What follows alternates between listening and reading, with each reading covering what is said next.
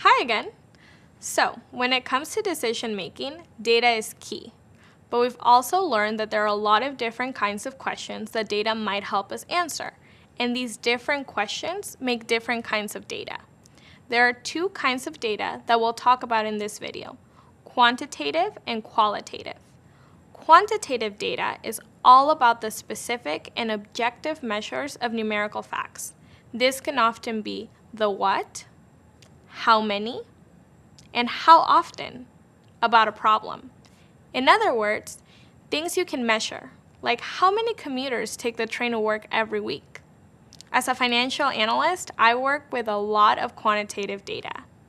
I love the certainty and accuracy of numbers. On the other hand, qualitative data describes subjective or explanatory measures of qualities and characteristics, or things that can't be measured with numerical data, like your hair color. Qualitative data is great for helping us answer why questions. For example, why people might like a certain celebrity or snack food more than others. With quantitative data, we can see numbers visualized as charts or graphs. Qualitative data can then give us a more high-level understanding of why the numbers are the way they are. This is important because it helps us add context to a problem. As a data analyst, you'll be using both quantitative and qualitative analysis, depending on your business task. Reviews are a great example of this.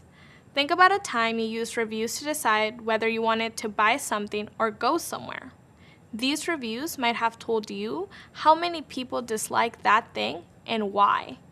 Businesses read these reviews too, but they use the data in different ways. Let's look at an example of a business using data from customer reviews to see qualitative and quantitative data in action. Now, say a local ice cream shop has started using their online reviews to engage with their customers and build their brand.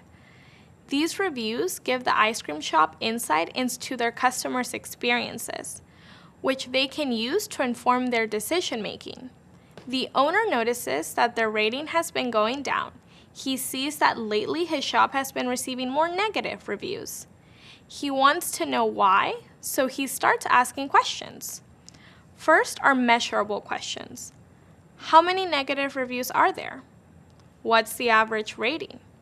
How many of these reviews use the same keywords? These questions generate quantitative data, numerical results that help confirm their customers aren't satisfied. This data might lead them to ask different questions. Why are customers unsatisfied? How can we improve their experience? These are questions that lead to qualitative data. After looking through the reviews, the ice cream shop owner sees a pattern. 17 of negative reviews use the word frustrated. That's quantitative data.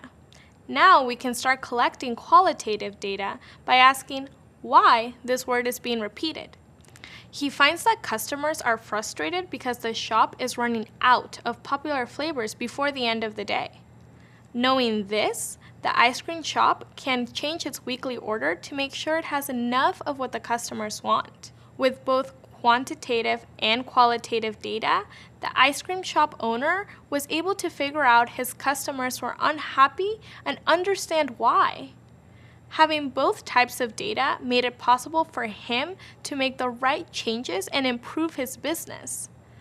Now that you know the difference between quantitative and qualitative data, you know how to get different types of data by asking different questions. It's your job as a data detective to know which questions to ask to find the right solution. Then you can start thinking about cool and creative ways to help stakeholders better understand the data. For example, interactive dashboards, which we'll learn about soon.